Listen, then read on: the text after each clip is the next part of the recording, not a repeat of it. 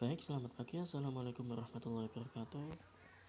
Pada pertemuan kali ini kita akan bahas bisa dibilang mengenai geometri ya. Jadi geometri bangun ruang di sini. Jadi di sini nanti ada beberapa bahasan yaitu mengenai bidang iris dari suatu bangun ruang. Kemudian ada juga pembahasan soal yang lainnya mengenai bisa disebut dimensi 3. Nah, kemudian di soalan pertama ini langsung saja diketahui 5 segi 4T ABCD dengan panjang rusuk tegak 5 cm.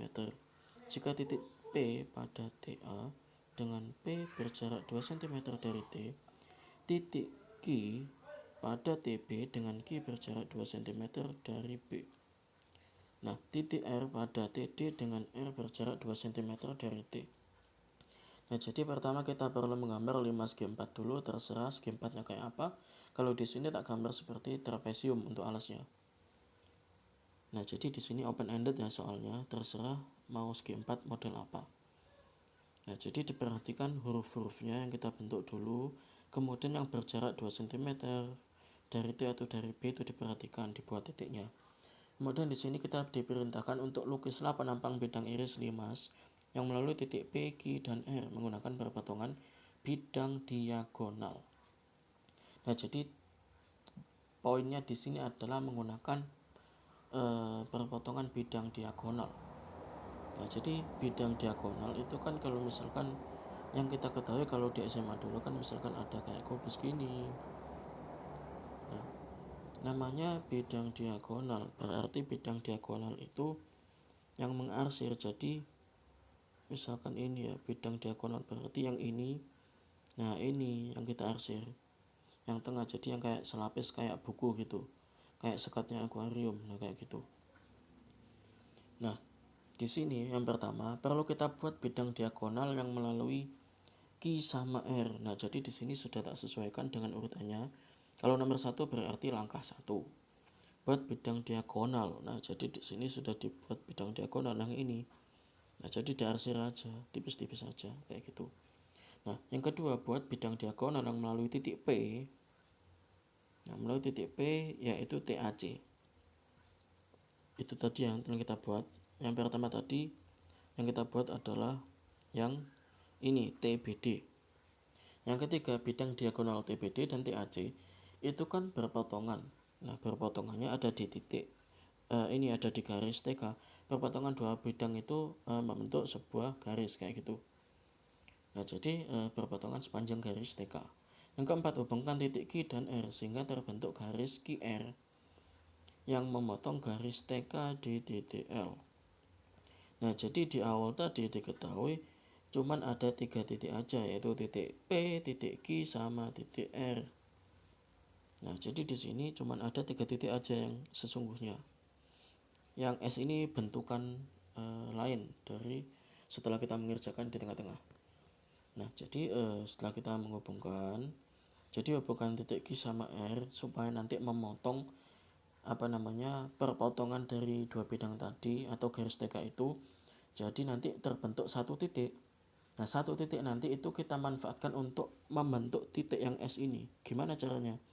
Nah, kan sudah terbentuk titik L akibat dari kita menghubungkan garis antara Q sama R. Berarti di sini tinggal kita hubungkan aja titik P sama L, perpanjang terus hingga memotong TC itu di S. Nah, kan kalau PL ini diperpanjang terus, pasti kan bakal memotong TC, di suatu titik yaitu titik S di situ. Berarti di sini titik S sudah kebentuk. Nah, jadi di sini tinggal kita hubungkan aja titik-titik P, Q, S, R. Nah, jadi kalau mengecek kebenaran bidang iris, jadi kalau misalkan yang tegak-tegaknya ini ada 4, berarti ya nanti harus ada 4 titik yang nempel di masing-masing rusuknya itu. Nah, jadi kalau misalkan cuman ada kayak ini kan seharusnya 4. Jadi kalau misalkan ada 3 titik aja, itu berarti nanti tidak terbentuk bidang irisnya. Nah, jadi itu nanti pengerjaannya salah. Jadi cara ngeceknya gitu. Jadi kalau misalkan yang tegak-tegak ini, rusuk yang tegaknya ini masing-masingnya itu kan ada 4 ini kalau ini. Nah, berarti nanti harus ada satu titik di masing-masing rusuk tegaknya. Kalau nggak kayak gitu berarti ini nanti salah. Nah kayak gitu, jadi harus disesuaikan kayak gitu. Kemudian di soal yang kedua langsung aja kita bahas dengan menggunakan metode lain, yaitu dengan perluasan bidang. Nah yang ketiga, diketahui prisma segi 4 ABCDEFGH dengan panjang rusuk tegak 6 cm, berarti yang berdiri 6 cm. Jadi prisma segi 4 bisa aja kita gambarkan balok, tapi di sini tak gambar dengan alas trapesium. Jika titik W pada ruas garis EA dengan W berjarak 2 cm dari titik E. Nah kalau ada syarat-syarat kayak gitu itu diperhatikan dengan seksama. Karena kenapa? Karena 3 cm itu dari mana, kan nggak terus berasal dari atas ke bawah, bisa aja dari bawah ke atas.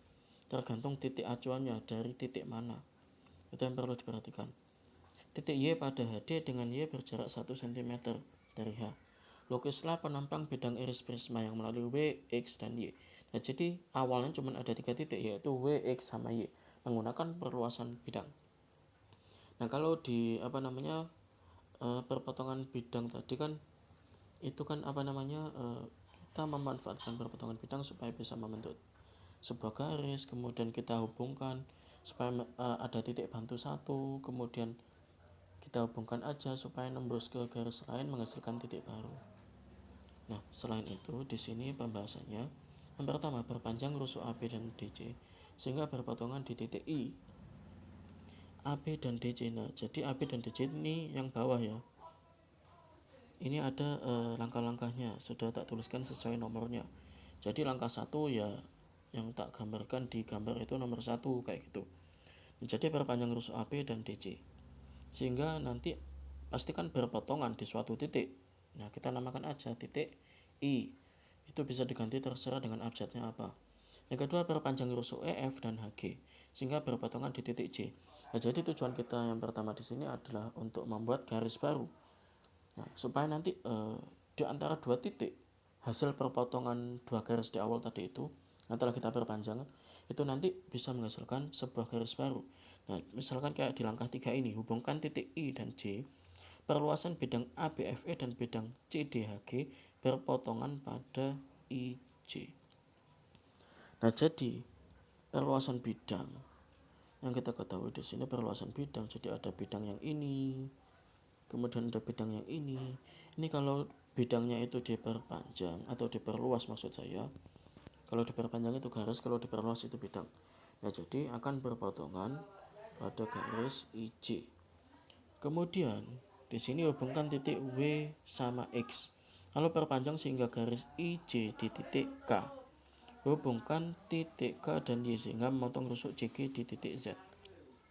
Nah, di langkah yang keempat ini hubungkan titik W sama X. Nah, tadi kan cuman ada W, X, sama Y.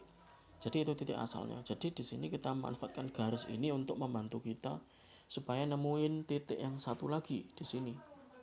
Nah, jadi nanti dicari aja titik yang berdekatan atau yang sebidang. W sama X kan sebidang. Itu sebidang yang sebelah kiri ini.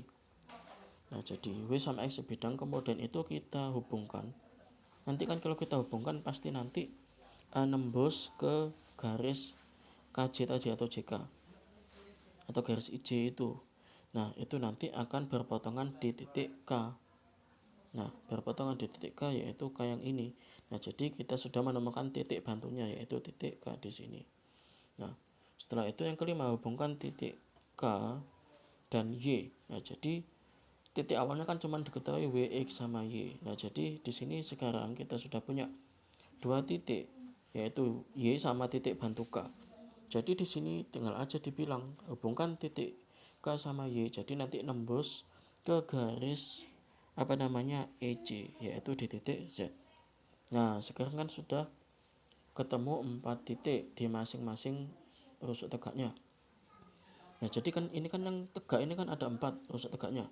Berarti nanti harus ketemu 4 titik di masing-masing rusuk tegak. Jadi masing-masing rusuk tegak ini harus punya 1 titik.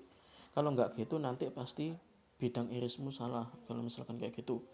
Nah, jadi harus 1 titik di 1 rusuk tegak. Setelah itu, setelah ketemu 4 titik, nah dengan menghubungkan titik-titik W, X, Y, Y, Z, W, X, Z, Y, W, akan kita peroleh bidang irisnya yang melalui titik W, X, dan Y sesuai yang diminta tadi seperti pada gambar di samping, dan bidang WX, ZY adalah bidang irisnya. Jadi yang diarsir warna oranye itu merupakan bidang irisnya. Nah kayak gini lebih jelasnya lagi. Mungkin cukup sekian yang dapat saya sampaikan. Terima kasih. Wassalamualaikum warahmatullahi wabarakatuh.